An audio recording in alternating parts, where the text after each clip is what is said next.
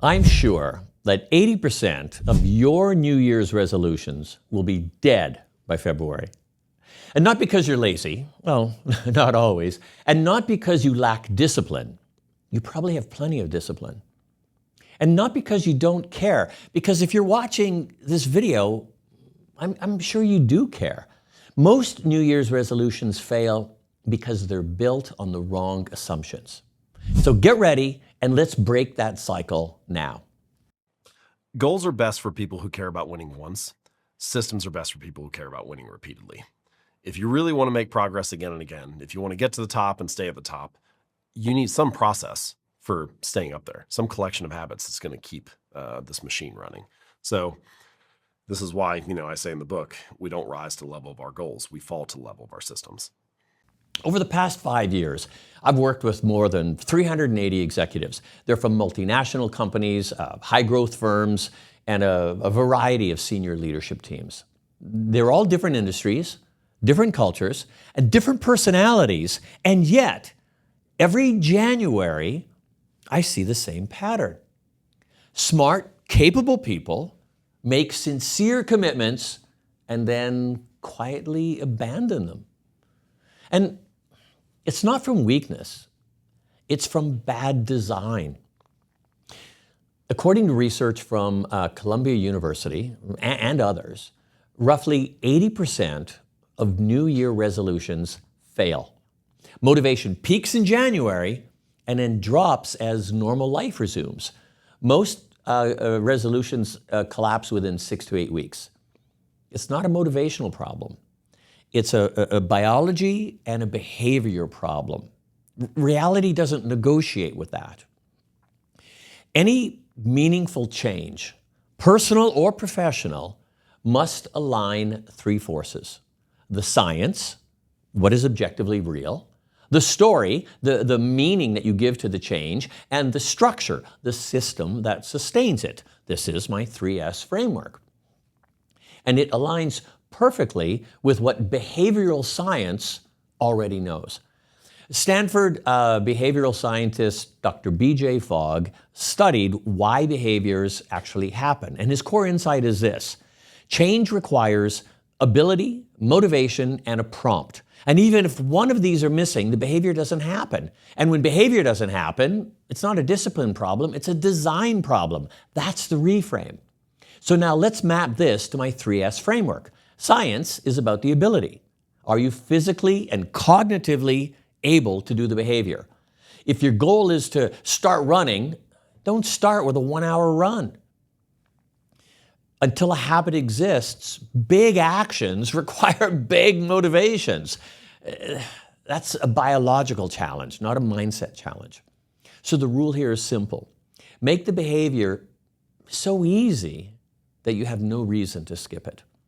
This is why most resolutions fail. They ask for too much too soon. And a nervous system that's already overloaded can't handle that. The story, the second S, that's your motivation. What do you tell yourself about the behavior? Why it matters? What it means? Who you believe you are in relation to that behavior? These stories can be noble, they can be inspiring, they can even be emotional. But motivation is unreliable. It rises and falls, you know this, throughout the day. It's exactly why 80% of the resolutions fail by February. They depend almost entirely on motivation. We don't want to remove motivation. We just don't want it to depend on motivation. Story should support the change, not carry it all the way alone. And now we get to the real leverage point. This is structure. Structure is the prompt that B.J. Fogg talks about, the trigger that tells your brain, do the behavior now. Fogg discovered that the most reliable way to start a new behavior is to anchor it to an existing behavior. Your day is already full of deeply ingrained habits that you can use any of these habits to link to your new behavior. For example, when I first open my eyes, I will say something. When my feet first touch the floor, I will do this. After I brush my teeth, I will. When I turn on my coffee machine, I will, ... You take these existing habituated behaviors and you add something new to it. Attach a tiny version of the new behavior to your existing habit. No new decision, no extra willpower, just design. Fogg calls this tiny habits. If you want to run, start by lacing up your sneakers and then taking them off. That's all. Tiny habit. If you want to work out, get on the floor and do 2 push-ups. That's all. It may sound too small, but until you understand the science, small behavior lowers the resistance. It increases the repetition, and slowly your identity grows to where you can take on the bigger actions.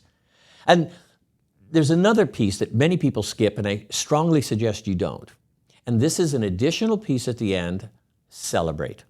Celebrate immediately after the behavior. And that means like a silent yes, a small fist bump, or just a nod, acknowledging yourself that you've done it. This triggers a dopamine response in the brain, and that dramatically increases the likelihood that you'll repeat the behavior tomorrow. This isn't about psychology, it's about neuroscience. Let me show you this in real life. I had a client that wanted to start exercising. Their original resolution was full of friction. I'll come home, I'll change my clothes, I'll drive to the gym, I'll work out for 45 minutes, I'll shower, I'll come back home, I'll be late for dinner. All of this stuff, it never happened.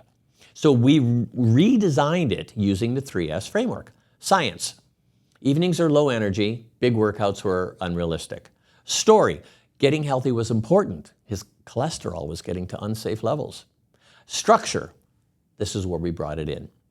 When he got home, he sat on the bench in his foyer, took off his shoes, put on his sneakers, laced them up, and then took them off again. That was it. That was the whole habit. No friction. Just change your shoes. He did this for 2 days. On the 3rd day, he went, well, maybe I'll go down to the courtyard. And he went down, did one little loop of the courtyard. Over time, the distance started to increase. Eventually, his wife joined him. The habit came first, the intensity came later. That's good design. So if you're writing a resolution this year, don't ask, oh, what do I want to change? Instead ask, science, what can I do even on a bad day? Story, what meaning will help me stay kind to myself and stay committed even when the activity gets hard? And structure, what existing habit will trigger this automatically, and how will I celebrate the behavior? That's how habits stick. Resolutions fail when they rely on character. They succeed when they rely on design. And leaders, you're not just designing habits for yourself. You're designing for your organization's culture, for how you execute. You're designing for behavior at scale. Your personal change model, this 3S framework, becomes also the organizational change model. So this year, don't ask, what do I want to change? Ask, what systems do I need to design so progress will happen even when motivation disappears? This question changes everything. I'm BJ Radomski. Be a better leader, lead a better life.